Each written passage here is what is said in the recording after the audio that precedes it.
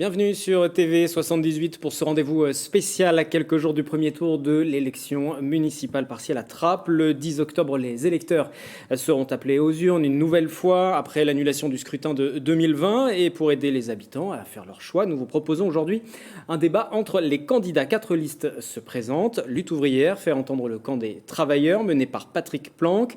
L'Union républicaine pour Trappes, menée par Othman Nasrou. Trappes à gauche, menée par Luc Miseray. Et puis la gauche unie pour que Trappes respire, la liste du maire sortant Ali Rabet, dont l'élection a donc été invalidée par le Conseil d'État. Nous avons eu l'occasion d'en parler sur cette antenne. Ali Rabet qui n'est pas en plateau, nous l'avions convié à venir échanger avec Othman Nasrou, mais il ne souhaitait pas participer à un débat avec, je cite, un opposant qui le diffame gravement et il laisse, je cite toujours, aux trappistes le soin d'arbitrer les désaccords dans les urnes. Othman Nasrou, vous aurez l'occasion, si vous le souhaitez, d'y répondre avant de commencer ce débat. Cette émission se déroule en direct ce 7 octobre. Les temps de parole des candidats présents seront donc chronométrés afin de respecter au mieux la règle de l'égalité. Bonjour à vous trois, messieurs, et bienvenue en plateau. Bonjour. Bonjour. La première prise de parole se fera dans l'ordre d'enregistrement de vos candidatures en préfecture. On va donc débuter avec vous, Patrick Planck. Lors du scrutin de 2020 au second tour, le taux de participation n'était que de 38,25%. 5155 électeurs s'étaient déplacés. Que dites-vous aux abstentionnistes ce soir ? Alors c'est vrai que ces élections, elles vont se passer dans un contexte un peu difficile, à la fois parce que les attaques contre le monde du travail, elles s'augmentent, les attaques contre les allocations chômage aussi, et il y a toute une partie de la population qui ne va pas aller voter comme les précédentes élections, parce que ils y croient plus, parce que les promesses qu'on peut leur faire les uns et les autres pour, soi-disant, améliorer le sort des travailleurs, le sort de la population. Bon, on voit bien les différents gouvernements qui se sont succédés depuis 20 ans, depuis 30 ans. La situation s'est aggravée. Et c'est aussi pour ça que nous, on présente une liste sans promesse, uniquement constituée de travailleurs, qui défend un point de vue de lutte en disant oui, il va falloir s'organiser, il va falloir se défendre, il va falloir se bagarrer dans ces élections et après contre le patronat, contre le gouvernement qui prépare les mauvais coups. Même question à vous, Othman Nasrou. D'élection en élection, la participation chute, et pas uniquement à Trappes. D'ailleurs, au-delà des grandes déclarations qui ont eu lieu encore la dernière fois après les élections régionales, que dire aux électeurs pour les mobiliser, qui plus est sur une élection qui a lieu en dehors des clous habituels, l'élection partielle ? Et moi, je veux vous remercier d'abord de votre invitation, vous remercier de nous donner l'occasion d'un débat de fond, quelles que soient les divergences, mais d'un débat respectueux, d'un débat sur des problématiques qui concernent le quotidien des trappistes.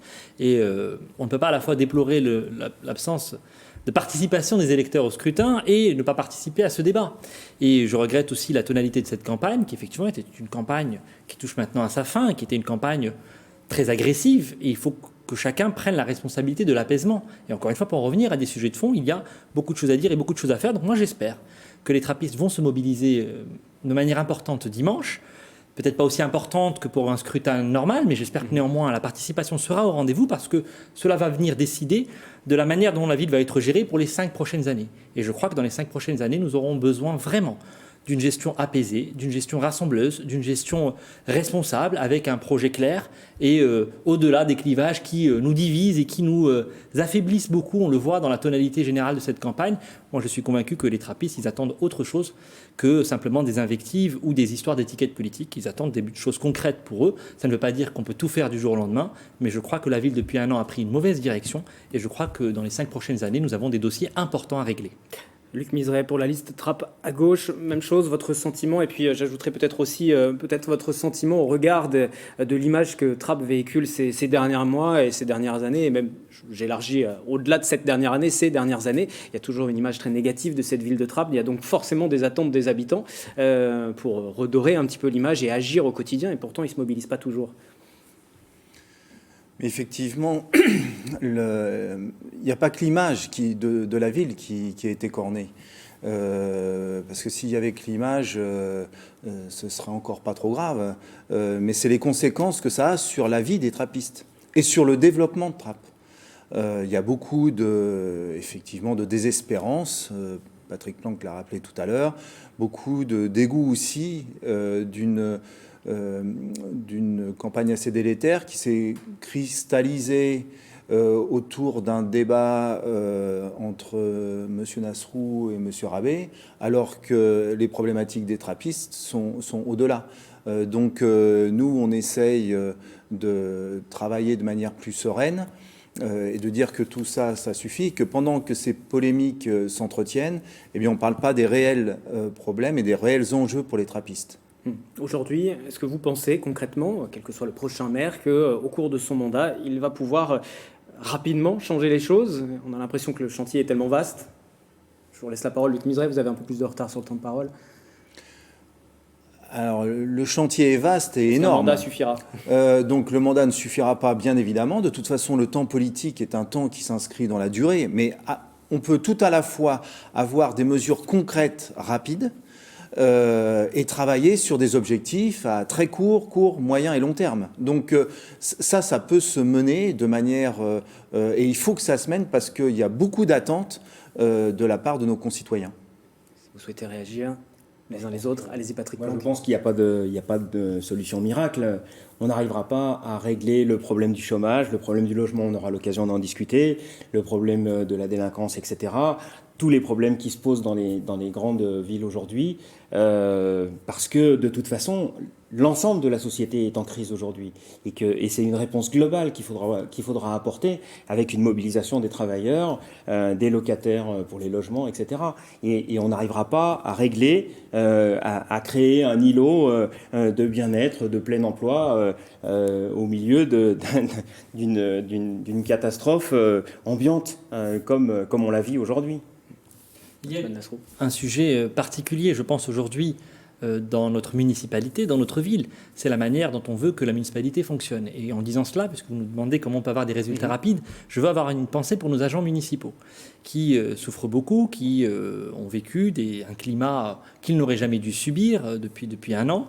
Et je pense que les remotiver, les impliquer, les responsabiliser, c'est une des manières d'obtenir des résultats concrets. On voit par exemple que la propreté de la ville s'est beaucoup dégradée cette année, et on peut le comprendre quand on sait la manière dont sont traités nos agents municipaux. Et donc, je veux leur adresser cette pensée, et puis simplement parce que ça illustre qu'une ville ne peut pas être dirigée contre les agents, contre les habitants, contre tous ceux qui ne pensent pas comme vous. On a besoin, je l'ai dit, d'apaisement, de rassemblement, et de projets et de fonds, et tout cela, on va en parler. De nombreux dossiers pourraient nous intéresser concernant Trappes au cours de la prochaine demi-heure. On a retenu 2 thématiques pour ce débat, le logement, le cadre de vie et puis la sécurité aussi. On va commencer avec le logement. Si les temps de parole peuvent juste s'afficher, que les téléspectateurs puissent voir où vous en êtes les uns et les autres. Luc Miseret, c'est vous qui êtes le plus en retard et donc vous allez débuter sur cette thématique. Le taux de logements sociaux sur la commune est de plus de 60%. C'est l'un des plus élevés des Yvelines. Les conflits avec les bailleurs aussi sont nombreux. L'insalubrité est bien réel. Pendant cette campagne, de nombreux articles s'en sont encore fait l'écho à travers la presse, même nationale. Déjà, quel constat faites-vous sur le terrain et puis quelles solutions proposez-vous, Luc Miseret? Alors, le logement est un sujet très épineux sur la ville. D'abord, ce que je voudrais dire, c'est que trop souvent, le logement social est un petit peu montré du doigt, comme si c'était la cause des problèmes. Les problèmes, ce sont les conditions de vie des gens qui sont dans les logements sociaux. Ce n'est pas les logements sociaux. Le logement social, c'est fait pour que chacun, c'est un droit qui est dans la Constitution française, ait la possibilité de vivre dans la dignité, dans un logement correct, répondant à ses besoins. Et c'est loin d'être le cas à Trappes. C'est loin d'être le cas pour les personnes âgées qui habitent dans des étages où il n'y a pas d'ascenseur. C'est loin d'être le cas pour les personnes en situation de handicap qui sont dans les mêmes conditions. C'est loin d'être le cas pour les personnes isolées. Et c'est loin d'être le cas pour des personnes qui vivent dans des logements en surpopulation, c'est-à-dire que les familles qui peuvent être nombreuses sont dans un F3 et n'arrivent pas à avoir un F4, etc. Donc, il y a un effort énorme à faire à ce niveau-là. Ensuite, il y a ce que vous avez dit au sujet du coût du loyer. Il y a quelques décennies maintenant, les gens venaient à Trappes parce que c'est à Trappes qu'ils avaient les logements sociaux les moins chers. Aujourd'hui, ça n'est plus le cas. Donc les logements ont augmenté de manière inconsidérée. Les charges, de manière opaque, de même manière. Et donc ça, c'est de véritables problèmes. Donc nous, on pense que la municipalité tout seul ne va pas pouvoir résoudre tout cela. Le bailleur social, a fortiori avec l'action de M. Macron, qui a cherché à regrouper les bailleurs sociaux, donc à éloigner une fois de plus le pouvoir de décision de l'habitant lambda. On sait très bien qu'à chaque fois qu'on éloigne le pouvoir de décision, à chaque fois, c'est plus de problèmes. Donc, on a besoin de réunir tout le monde autour de la table. Le bailleur social se sent trop fort. Et à ce moment-là, on a besoin des services de l'État, on a besoin de la région, on a besoin du département, on a besoin de tout le monde pour faire réellement pression, Monsieur Nasrou, réellement pression pour que les gens soient considérés de manière honnête. Dernier point que je voulais rajouter, pour nous, le logement, c'est aussi le quartier.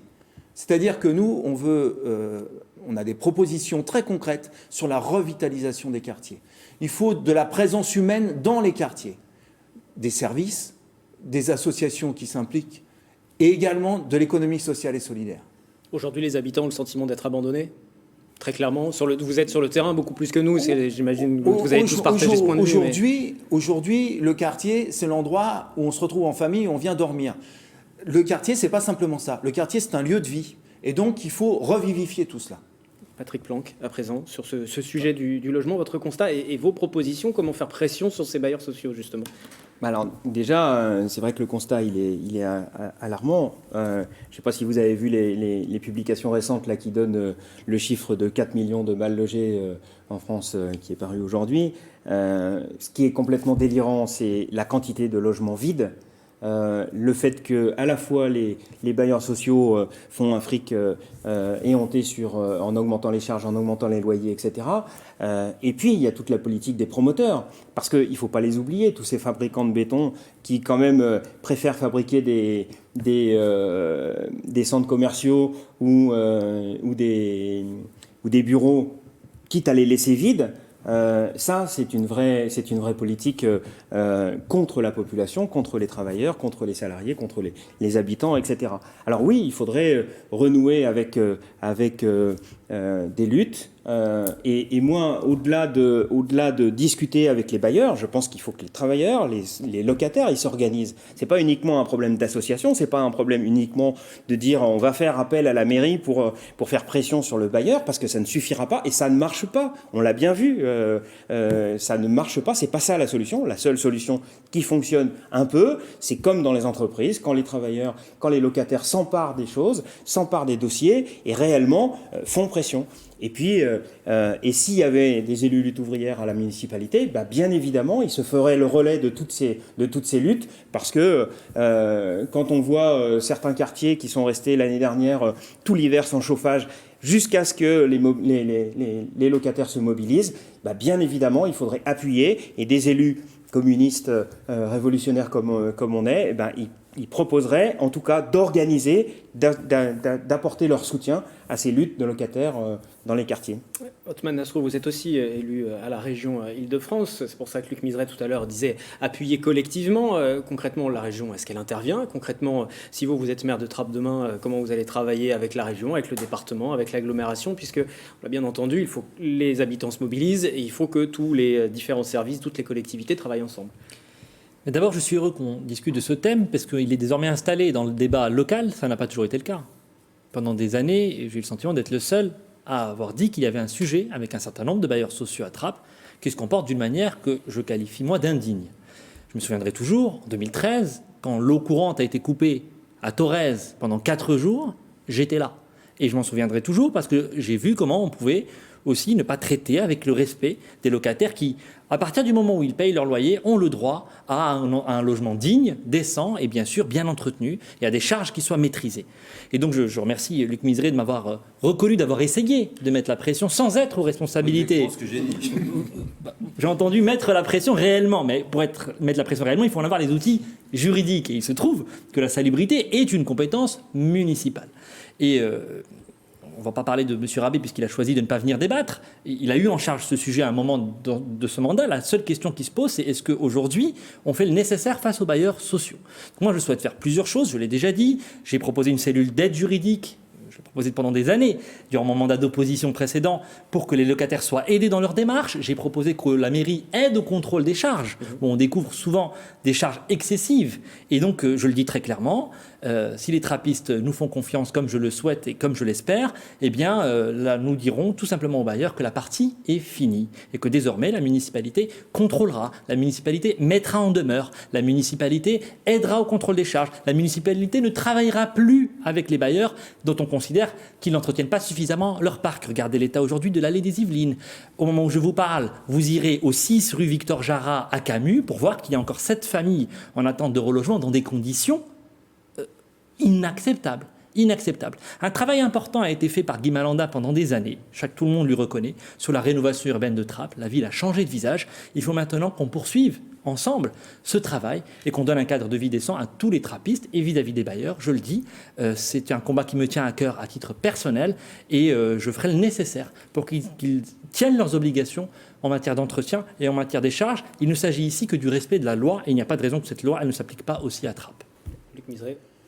Oui, je ne peux pas laisser M. Nasrou s'arroger le monopole de la lutte pour le logement sur Trappes. C'est d'abord le combat des locataires et des associations. Exactement, donc on est entièrement d'accord. En tant qu'élu, j'ai dit le seul élu. On est entièrement d'accord sur le fait que ce qu'il faut privilégier, c'est effectivement les associations de locataires. C'est elles qu'il faut appuyer et mettre en œuvre et ne pas se substituer. Mais il faut en même temps jouer tout son rôle, c'est ce que je disais tout à l'heure. Et ce que je voudrais dire quand même, c'est que la région, Monsieur Nasrou, qui est la région la plus riche d'Europe, gagnerait en crédibilité à investir beaucoup plus que ce qu'elle ne fait dans le logement social, dans sa rénovation, dans l'augmentation, puisqu'on sait très bien qu'on a plusieurs milliers de demandes à Trappes qui sont insatisfaites. Alors on imagine à l'échelle de la région ce que ça représente. Et ce n'est pas des demandes injustifiées, c'est des demandes qui sont totalement justifiées. Et donc on a besoin d'un investissement beaucoup plus important. Il ne suffit pas de faire venir M. Apparu ou le vice-président chargé du logement à la région. Il y a des possibilités d'intervention. Je vous ai entendu dire que vous aviez coupé certaines subventions à Val-Office Sarepa parce qu'ils avaient pas rempli leur rôle. L'objet, il n'est pas de leur couper des subventions. L'objet, il est de faire en sorte qu'ils respectent les gens. Et donc, il faut faire beaucoup plus que cela. Attention, je miserai à votre temps de parole, mais je vous laisse finir votre phrase tout de même. Mais voilà, vous arrivez presque à 6 minutes, vous prenez de l'avance. Cet engagement doit être beaucoup plus conséquent, me semble-t-il. Fatma Nasrou, je vous laisse répondre, et puis ensuite Patrick Planck. Encore une fois, on a besoin de l'échelon municipal pour que cet engagement fonctionne. C'est ce qui manque aujourd'hui, pour dire les choses très clairement. Regarde les compétences. Vous me parlez d'investissement. Là-dessus, les partenaires de la ville, justement, ont besoin de pouvoir bien travailler avec la municipalité. Ça n'est plus le cas depuis 1 an. Je vous donne des exemples. La rénovation de Jules Védrine, qui l'a financée ? Le département, pour 1 million d'euros. La rénovation de Pergaud, qui a lieu actuellement, qui l'a financée ? Le département pour 1 million d'euros. Et je pourrais multiplier la rénovation de Verlaine également. Et donc, bien sûr que nous aidons les bailleurs à rénover. Mais ce n'est pas ça qui fait qu'un bailleur ne remplace pas un chauffage pendant des mois ou laisse des moisissures s'installer dans le logement. Ça, ce n'est pas une question d'argent. C'est une question d'avoir un bailleur qui joue le jeu. Et c'est là où il faut durcir le ton. Et c'est le moment où j'assume de dire que nous ne travaillerons plus avec des bailleurs qui ne donnent pas à leurs locataires la jouissance paisible de leur logement, c'est-à-dire leur bon droit, parce qu'il en va de la dignité aussi d'un certain nombre de trappistes. Patrick Planck. Enfin, moi j'entends bien, hein, mais la seule solution, d'après vous, c'est quand même de continuer à financer ces grands bailleurs, ces promoteurs, etc. Au même titre qu'on parlerait de l'emploi, c'est exactement pareil quand on nous explique qu'il faut financer les entreprises pour qu'elles fonctionnent, pour qu'elles embauchent, etc. Et on continue à déverser du pognon dans les grandes entreprises parce que les bailleurs, c'est pas des petits lapins de 6 semaines et c'est pas des petites épiceries du coin. Bon, mais oui, mais ça ne marche pas parce que ça fait 20 ans, ça fait 30 ans que la situation elle se dégrade de ce point de vue-là. Parce que le problème du logement, c'est pas uniquement un problème de conditions de vie, c'est aussi un problème de loyer, c'est aussi un problème de salaire. C'est un problème de salaire. Et bien évidemment, les salaires aujourd'hui, ils sont trop bas pour pouvoir se loger. Et il y a toute une partie de la population qui est obligée d'aller de plus en plus loin pour pouvoir se payer un logement, parce qu'on discute du transport, on discute du logement, etc. Mais tous ces problèmes-là, ils sont liés principalement à ce système capitaliste qui fait qu'aujourd'hui, il y a quand même un certain nombre de grands groupes industriels et financiers qui s'enrichissent de manière éhontée et qui laissent toute une partie de la population sur le carreau. Et le logement, on ne pourra pas le régler, ni à Trappes, ni ailleurs, sans s'attaquer directement aux tenants de la finance. Si vous souhaitez réagir encore sur ce sujet, sinon on va changer de thématique. Juste un dernier mot. Un mot très rapide, on a aussi un sujet sur la transparence dans les attributions de logement. Il n'est pas normal que des gens attendent des années sans avoir d'explication, sans comprendre pourquoi leur dossier ne reçoit aucune proposition. On a besoin de ce dialogue, on a besoin d'accorder des rendez-vous, que les élus tiennent des permanences et puissent expliquer pourquoi un dossier est en souffrance et pas simplement un renouvellement tous les ans sans qu'on ne voit jamais le bout du tunnel. On a besoin de mettre de la transparence et moi j'ai proposé d'anonymiser les demandes de logement, comme si ça se fait dans d'autres municipalités. Ça permettrait d'écarter toute cette défiance sur ce sujet du logement parce qu'il y a trop de familles effectivement qui attendent depuis trop longtemps dans des conditions difficiles. Autre sujet qui va nous intéresser à présent, c'est la question de la sécurité. C'est une des thématiques qui revient souvent au niveau national. On le voit déjà dans la pré-campagne présidentielle de 2022. Au niveau local déjà, comment agir contre la petite délinquance et contre les problématiques plus graves, les situations plus importantes encore. Vous avez chacun des propositions selon vos sensibilités. Bien sûr, on va débuter avec vous, Patrick Planck. On va avoir les temps de parole qui s'affichent et c'est vous qui êtes avec un petit peu plus de retard. Pour vous, le constat, il va au-delà du problématique de sécurité. Il y a une vraie misère matérielle et donc forcément une délinquance. Oui, bien sûr, parce que ça ne peut pas, ça va ensemble. Moi, là, ce que je constate, c'est que, et dans les discussions et dans cette campagne, le premier thème de sécurité, c'est quand même, pour la population, c'est quand même la peur de perdre son boulot. La peur que son fils ou que sa fille n'ait plus d'allocation chômage, qui va l'empêcher de payer la crèche, de payer les loyers, de payer les factures à la fin du mois. C'est ça la vraie insécurité. Alors, bien évidemment, il y a de la délinquance, il y a... toute la société part à volo, comme on dit. Il y a toute la société à l'échelle de la planète qui est en train qui est à feu et à sang. Il y a des milliers de gens qui sont déplacés. Il y a des guerres sur la moitié de la planète. Et puis, d'un autre côté, il y a un débordement de fric éhonté avec des gens qui en dépensent en qui en voilà. Y compris d'ailleurs de manière, les dernières publications, on voit quand même, c'est combien 11 000 milliards de fraude fiscale. Bon, bien évidemment, plus la société, elle fonctionnera de manière anarchique, avec la seule idée qu'on défend, c'est de dire il faut le chacun pour soi, l'individualisme, écraser les autres, etc. Et bien sûr qu'on aura de la délinquance, on aura des problèmes dans les quartiers, on aura des tas de choses. Et l'idée que moi j'ai envie de défendre, c'est une idée justement de contraire, une idée d'organisation, une idée de... Quand on fait référence au fait que dans tous les quartiers, dans toutes les usines, dans tous les ateliers, il devait y avoir des militants qui organisent les choses.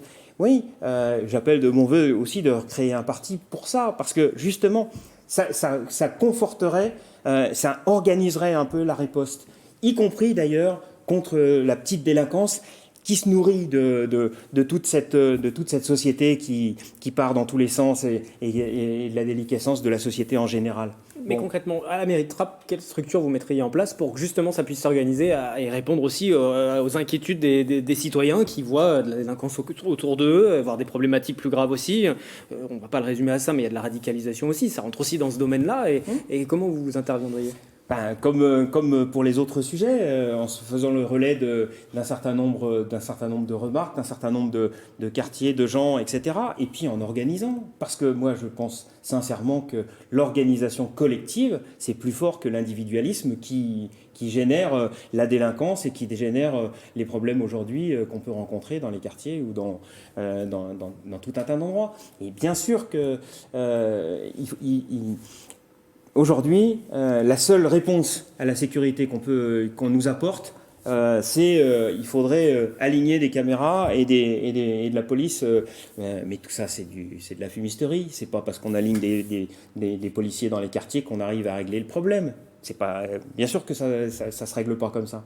Othman Nasrou, je vous passe la parole. Peut-être une réponse à Patrick Planck. Est-ce que la police répondrait à tout ? Et est-ce qu'au-delà de ça, effectivement, il ne faudrait pas des mesures d'accompagnement ? Je relisais quelques-unes de vos propositions. Il y a les policiers municipaux, il y a la vidéoprotection, et puis il y a la mise en relation des jeunes, des parents, des forces de l'ordre, aussi un travail commun et une implication des citoyens. Moi, j'assume pleinement de vouloir assurer la sécurité et la tranquillité des trappistes à 100%. Ça ne veut pas dire que ça va tout régler, la police municipale. Mais c'est une partie de la solution. Une partie, et en toute chose, il faut être équilibré et ne pas considérer qu'aujourd'hui, on a besoin d'une police municipale 24 heures sur 24, 7 jours sur 7, parce que c'est aujourd'hui cette police-là qui fait le travail de police de proximité, qu'on le veuille ou non, puisque la police nationale est concentrée sur d'autres missions. Ce n'est pas la police nationale qui s'occupe du stationnement, des incivilités, des nuisances, des occupations de halls d'immeubles. C'est ainsi. Et donc, nous avons besoin d'une police municipale 24 heures sur 24, 7 jours sur 7.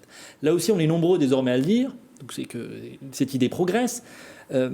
Malheureusement, en un an, les effectifs ont été divisés par 2. Nous avions 8 policiers municipaux l'été dernier, nous en avons plus que 4 aujourd'hui. Et donc, moi, j'assume de vouloir renforcer les effectifs de police municipale, d'une police qui soit évidemment respectueuse, mais dans la proximité avec les habitants, qui se déplace quand les habitants l'appellent, qui ne ferme pas à 17h et qui assure un cadre de vie décent. C'est une trentaine d'agents que vous souhaiteriez mettre en place? Oui, pour une ville de la taille de la ville de Trappes, c'est une trentaine d'agents, c'est ce que nous avons dans toutes les villes comparables. À Elancourt, ils sont 32, à Montigny, ils sont un peu plus de 32, ils sont 34 pour être précis. Donc, on a ces effectifs-là, c'est à peu près un agent pour 1000 habitants. C'est comme ça que ça fonctionne dans beaucoup de villes désormais, et nous avons besoin de le faire. Et je veux préciser aussi que ça ne coûtera quasiment rien aux trappistes, puisqu'une bonne partie de cette dépense peut être prise en charge par la région. Nous le faisons dans le cas de 300 communes différentes en Ile-de-France, et nous n'avons reçu malheureusement aucun dossier de la ville de Trappes. Je le regrette à double titre, vous pouvez le comprendre, cette année. Et donc, nous pouvons financer une bonne partie du coût de cette police municipale. Et encore une fois, je le dis, ça n'est pas du tout sécuritaire, c'est tout simplement du concret, parce que nous avons besoin de cette présence policière de terrain, dans le respect encore une fois, et surtout pour améliorer le cadre de vie des habitants, et dans le dialogue, y compris avec la jeunesse, qui n'est pas du tout, contrairement à ce qu'on le pense, hostile à la police par principe. Simplement, l'appropriation de l'uniforme, c'est aussi un sujet. Nous avons besoin de cette police municipale, et ce sera vraiment une de mes priorités. Il n'y a plus de dialogue aujourd'hui entre la population, les forces de l'ordre, par exemple, parce que dans vos propositions, il y avait aussi la mise en place de ces médiateurs sociaux, d'une prévention spécialisée. Luc Miseray, il faudrait impliquer le citoyen? Absolument. Ce que je voudrais dire quand même, c'est que l'essentiel des missions dépendent de la police nationale. S'il y a eu abandon de la police de proximité, Monsieur Nasrou, c'est bien à qui on le doit.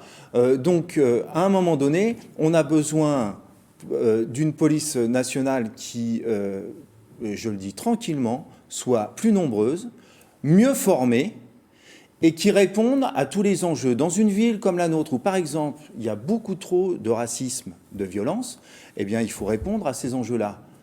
On a besoin de rectifier le tir par rapport à ça.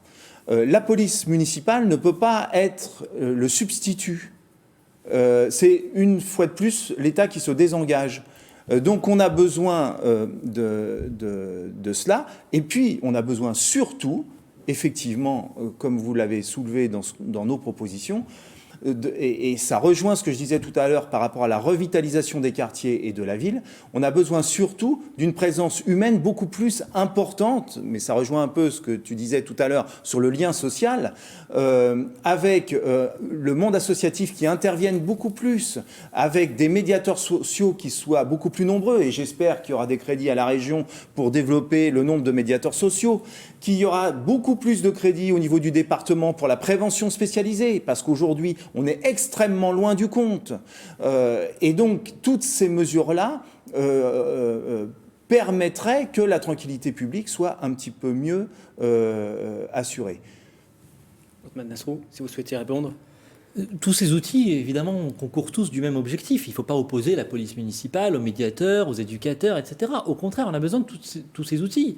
On a aussi besoin de caméras de vidéoprotection, notamment aux abords des commerces et aux abords des établissements scolaires. On a besoin de tout cela. Et donc, moi, je n'oppose pas ces différents moyens. Mais je constate que c'est sur la police municipale aujourd'hui qu'il y a un manque et qu'il y a un retour en arrière. Et donc, c'est pour ça que j'insiste là-dessus. Mais bien sûr qu'on a besoin d'un accompagnement humain. Bien sûr qu'on a besoin d'éducation. Simplement, si on parle de tous les thèmes à chaque fois, on ne va pas y arriver. Et moi, je veux juste prendre un exemple sur l'accompagnement humain. Ça commence d'ailleurs dès l'école. Ce thème, on n'a pas prévu d'en parler en tant que tel. Mais sur l'éducation, ce n'est pas normal aujourd'hui de ne pas avoir un ou une ATSEM par classe. On a besoin de cet accompagnement-là. Et donc, c'est évidemment très important, mais ça ne remplace pas cette police municipale, parce qu'aujourd'hui, c'est l'échelon qui manque beaucoup à Trappes pour des sujets, encore une fois, du quotidien, pas pour mettre simplement des PV de stationnement en zone bleue, mais vraiment pour assurer un cadre de vie paisible, apaisé, et y compris d'ailleurs la police municipale fait de la médiation parfois, y compris entre voisins. Donc on a besoin, c'est une manière aussi pour une collectivité d'avoir aussi de la présence humaine sur le terrain. Aujourd'hui, on entend beaucoup parler de Trappes comme un territoire perdu de la République. C'est ce qui est revenu très, très fréquemment encore dans les discussions, et tous les articles qui ont fleuri dans les médias nationaux ces derniers mois sur cette campagne municipale avaient tous la même toile de fond: radicalisation, sécurité, territoire perdu. Quand on dépeint votre ville, la ville dont vous souhaitez être le maire, chacun de vous trois, de cette manière, vous dites qu'il y a encore beaucoup de choses à faire. Quelle serait votre priorité dans ce domaine-là, Patrick Planck ? Moi, je suis atterré de voir cette campagne. Et d'ailleurs, les gens avec qui on discute, ils l'apprennent parce que c'est très très loin de leurs préoccupations. Je reviens sur les thèmes importants, hein, mais oui, aujourd'hui, avoir un salaire correct qui permet de vivre dignement, de ne pas être obligé de quitter son domicile 14 heures, 15 heures, 16 heures par jour, et penser que c'est normal d'avoir 2 heures de transport pour aller bosser 8 heures et de revenir et te taper la gare jusqu'à l'autre bout de Trappes parce qu'il n'y a pas de bus. Bon, voilà, c'est ça la priorité des gens. Alors, effectivement, ils sont touchés quand on dit dans la presse, quand on dit dans les journaux Trappes est une ville perdue, etc., parce qu'ils le sentent, voilà. Mais la vraie préoccupation et le vrai levier sur lequel il faudrait taper, c'est bien sûr pour que les conditions de vie, elles s'améliorent. Et pour ça, on ne passera pas par des promesses, on ne passera pas par quoi que ce soit qui peut des mesurettes. La seule solution, c'est que les travailleurs s'organisent. Ça veut dire qu'il va falloir arracher, pied à pied, vis-à-vis des bailleurs, vis-à-vis des propriétaires, vis-à-vis des grandes entreprises, pour que les salaires ils augmentent, pour que les conditions de vie elles s'améliorent. Et quand on voit aujourd'hui, on n'a pas discuté du logement, on a discuté du logement, mais sur le transport, je voulais juste saluer quand même les grévistes de Transdev qui sont en grève depuis 4 semaines aujourd'hui contre les attaques de leur direction, contre les attaques de la région qui veut dégrader leurs conditions de boulot, dégrader leurs conditions de travail. Et là, pour le coup, la région n'y est pour rien. Hein, dans le cas spécifique de Transdev, c'est un dossier que je connais bien, parce qu'il touche évidemment notre territoire. C'est évident qu'ils y sont, au même titre que la SNCF, que la RATP, etc. Et la région. Et bien évidemment, ils ont raison de se mettre en grève, parce que c'est ça la solution pour contrecarrer. Je vous arrête pour qu'on revienne à ma question première, et Manasrou vous a répondu aussi concernant spécifiquement la question de la région. Luc Miseret, territoire perdu, Trappes. Je voudrais avoir votre sentiment, vous, qui vous présentez à la municipalité de Trappes, quand vous entendez ces mots-là. Mais ça c'est la phobie médiatique, ça. C'est une catastrophe, les gens qui utilisent ces choses-là. D'abord, ils y mettent pas les pieds, ou alors ils traversent Trappes. Trappes, c'est une ville de longue date, ça fait des décennies, où c'est une ville où il y a énormément de solidarité. Bien sûr qu'elle est touchée par la montée de l'individualisme, par les difficultés, la précarité, la pauvreté que Patrick Planck évoquait tout de suite. Et forcément, ça a des incidences. Mais c'est loin d'être un territoire perdu. Si on considère ça, que ceux qui disent ça, ils se taisent et puis qui rentrent chez eux. Nous, si on est là, c'est parce qu'on pense que précisément c'est pas un territoire perdu et qu'il y a énormément de choses à faire. Un de nos titres à Trappes à gauche, c'est Dynamisons Trappes, ses intelligences. Il y a énormément d'intelligences dans cette ville qui sont en sommeil. Comment on agit pour créer des déclics, pour faire en sorte que ces intelligences émergent, qu'elles se concrétisent dans les faits. Donc, on a un potentiel énorme. On a d'énormes difficultés, mais on a aussi d'énormes atouts. Un sujet qu'on n'a pas parlé. On a une gare de triage. Mais ce sont des centaines d'emplois si elle était réactivée. Alors, bien sûr, ça ne peut pas se faire à l'échelon de la ville, puisque c'est à l'échelon national. Eh bien, nous, ce qu'on propose à Trappes à gauche, c'est qu'on crée un réseau des villes où il y a des gares de triage pour faire pression sur un gouvernement qui dit qu'il faut augmenter le fret de marchandises, mais qu'il ne le fait pas. Parce que ça, c'est la diminution de la pollution atmosphérique, c'est la fluidité, c'est tout un tas de problèmes qui sont évités. Il y a moyen, en développant, en se rassemblant à tous les niveaux, bien sûr, au niveau local, mais aussi avec d'autres instances. Donc ce territoire est loin d'être perdu. La gare de Triage, elle a fermé quand? Elle a fermé sous le gouvernement Hollande.